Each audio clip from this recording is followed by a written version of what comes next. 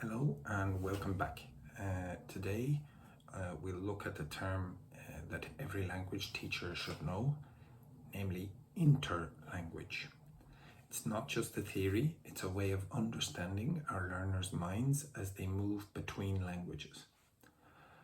Interlanguage is the term used to describe the developing linguistic system that second language learners create as they move toward fluency. It's a third system, not the learner's L1 or mother tongue, and it's not the target language, but something in between. It was introduced by Larry Selinker in 1972, and it revolutionized how we view learner errors, not as failures, but as evidence of development. The key characteristics of interlanguage are that it's systematic. Learners don't produce random errors. Their language follows rules, just not always the target rules.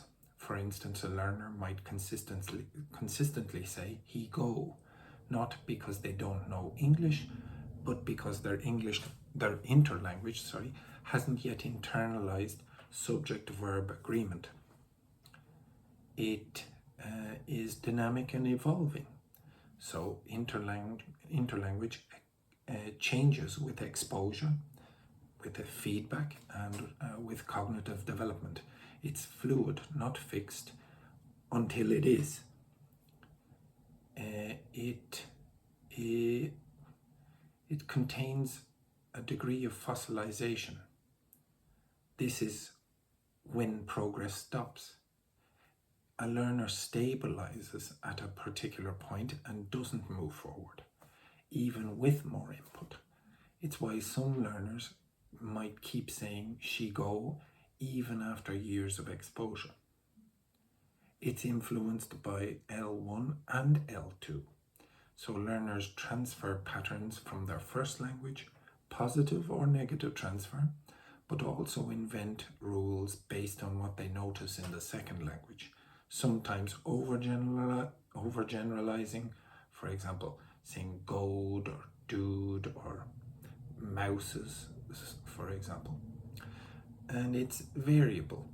Interlanguage performance can change depending on task complexity, pressure, recent exposure. A learner might say he goes to work in a quiet speaking activity, but revert to he go in a fast-paced conversation. Why does it matter? Well, understanding interlanguage helps us teach more effectively. We stop seeing errors as wrong and start seeing them as signs of where the learner is developmentally. We realize that correction alone doesn't always help. Learners need time, exposure, and chances to notice the gap between what they said and what's expected. And it helps us to anticipate errors based on L1 influence and developmental stages. What are the practical classroom implications? Well, 1, track patterns, not just mistakes. Don't just correct the error, track the system. Is it consistent? Is it changing? Is it L1 transfer? 2, use noticing activities. Highlight target forms after learners produce them. Let them compare, reformulate, reflect. 3, expect backsliding. Language development is not linear. Learners regress. That's normal. The interlanguage is under construction. 4, encourage self-correction. If they can self-correct, it shows metalinguistic awareness, a sign the interlanguage is evolving. So your students aren't broken versions of native speakers. They're builders of a temporary language system that reflects where they are, not who they are. The job of the teacher isn't to erase that system, it's to understand it, build on it, and guide the learner towards the target.